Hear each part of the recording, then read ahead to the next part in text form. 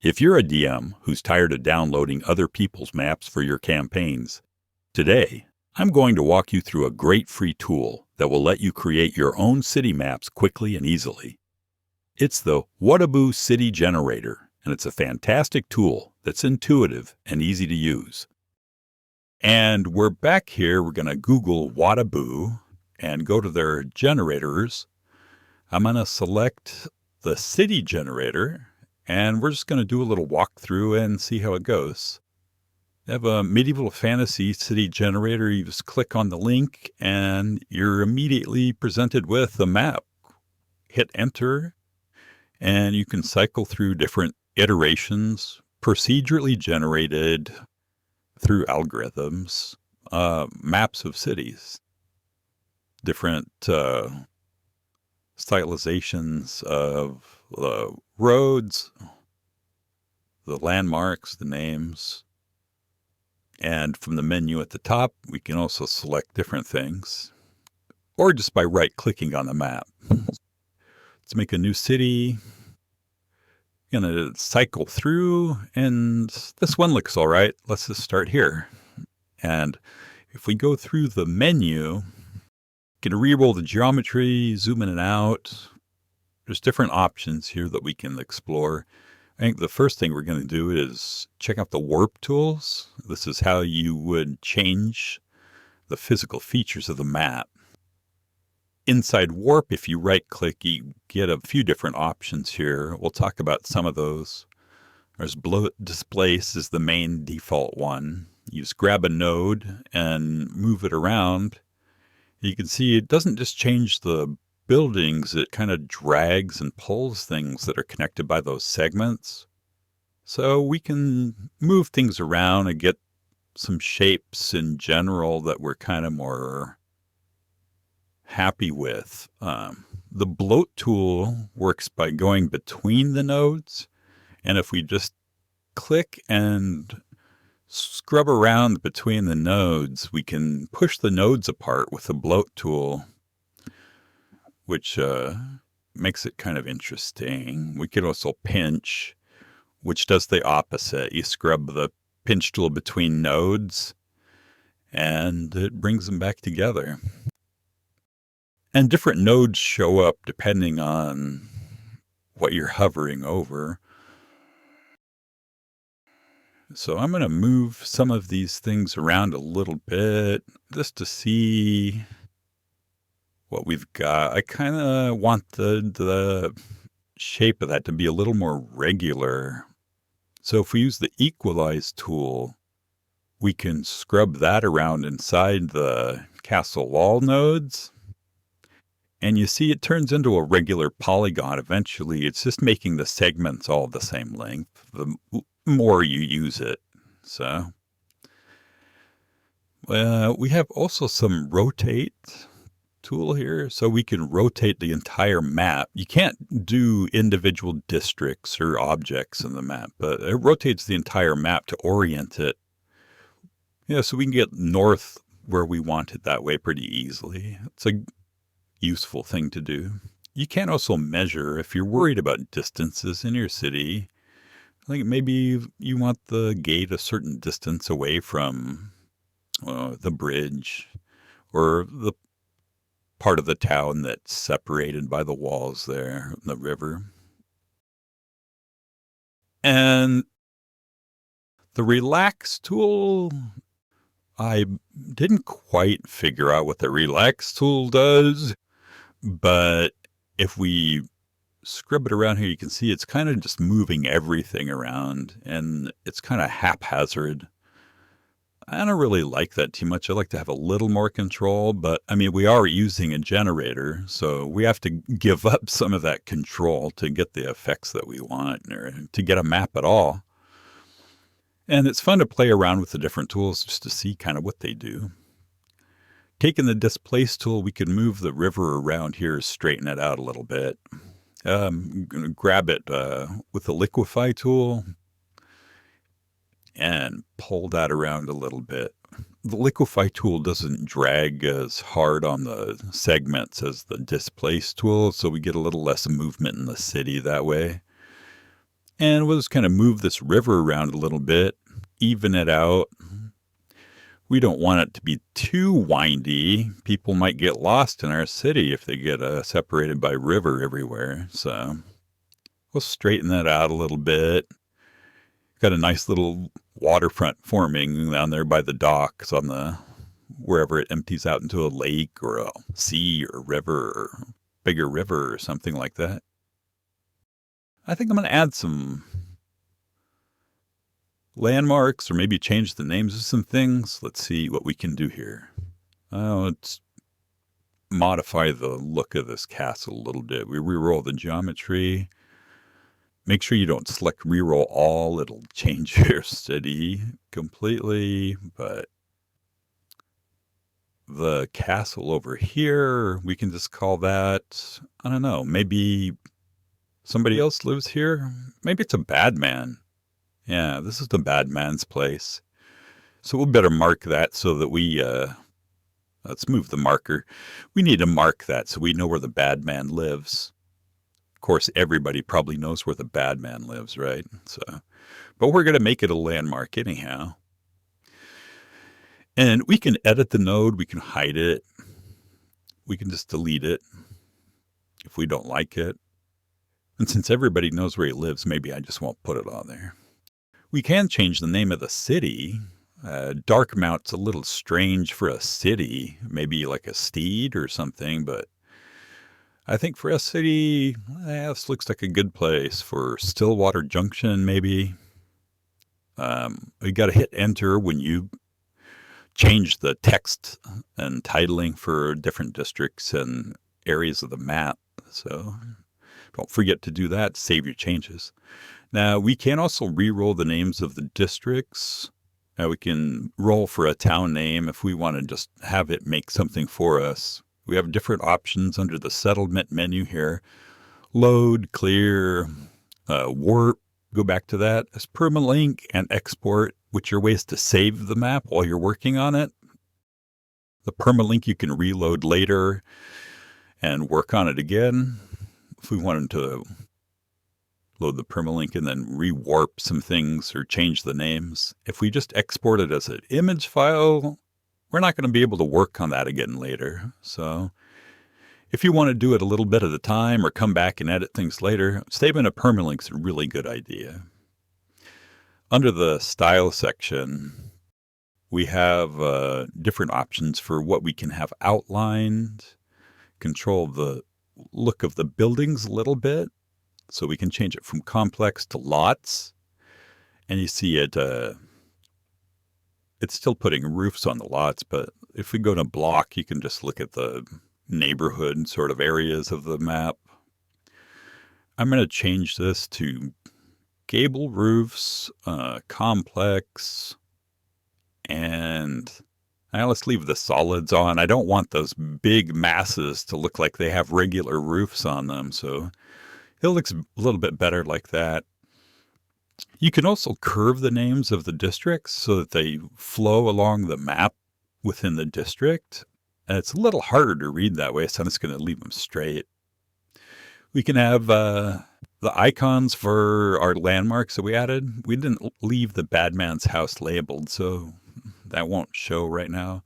But there's a scale bar, compass, emblem if you want to create a crest for your city. Can turn the grid on and off, and we can also turn off the title if we wanted to. I like having the thin lines on, and the districts, when they're tinted, they have a little more variety, and I like the way that looks. The weathered just adds a little bit of an extra flavor there to the shading. We do have, I don't know if we have any fields here, but you can add furrows or hide the fields. You can change the shape of the towers. A round tower, I like square. I mean, it's a little easier for me to visualize with square towers. Maybe I'm just an old school castle guy. I don't know. Elements, color schemes, we could look at that. Let's see. So you can apply different color schemes. You can actually select from a variety of default presets here. And those are interesting if you want to look through them. You can also load presets and save them. So if you get a color scheme that you like, you just reload it here and apply it. And then you can save a style that you like that way. I mean, if you wanted to be consistent across your maps, or if you wanted to share the style with somebody else, or whatever, something unique that you can play with, it's there if you want to use it. Under the elements, we looked at that. Buildings and outlines. The roads kind of look better without the outline, but we'll just leave it on. The buildings, outlines, we've pretty much gone through all of that, seeing how it looks with the new color scheme. Roads on and off, you can, it's just the outlines. So yeah, the trees, individual trees within the town, you can turn on and off the outline, and the fields.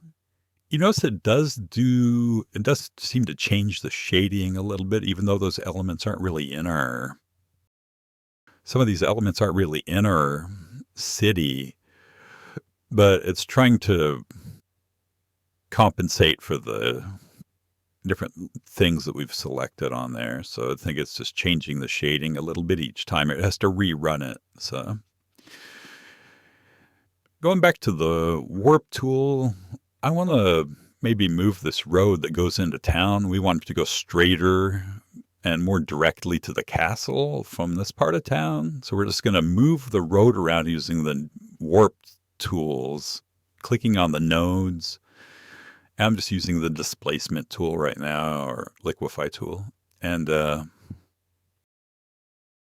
you can see it redraws parts of the buildings, so we get different looking neighborhoods here each time we drag a segment around. And that kind of randomness is a little fun to play with. I'll show you how you can do individual districts here a little bit later. We'll apply the changes that we used for the warp, and maybe I'll rename the castle to, what's a good name? Wolfhaven. Yeah, Wolfhaven Manor. It's a little adventure-y sounding, right? I don't know. Let's see. So if we re-roll the geometry in different neighborhoods, we just right-click, re-roll. We can rename them, change the names of different districts individually if you want to mess around with that. This is a bad part of town on the south side here. Then maybe up here it's a little bit better, or maybe it's the original part of town. So it's kind of the cool area to be in. And then whatever name suits your fancy, you don't have to name it anything spectacular. We can actually just turn all these names on and off when we save or export the map. So these are just placeholders for us right now. You get an idea. We're trying to build the city up and imagine like what different areas of the city might be. If I shift click on the district, you can get into a zoomed in view, and then you can actually just mess around with that one district in a bigger view. So we can use the work tools just like we did everywhere else. We can re-roll the house placement. And obviously, changing these things is going to alter the main map a little bit. But if you want to zoom in on a district and really get a good idea of what this place is all about, then you can do that. And then you shift click to exit back to the regular map. So let's see.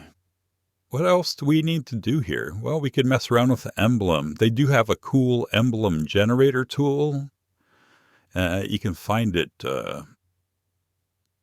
on this menu here. or you can just re-roll and get random insignias for your crest. If you're into heraldry, you can go and design your own and import it. They have a tool for that as well. I'm going to leave the emblem off on mine, and I don't really want the scale on there, I don't think. I want to make up my own scale later.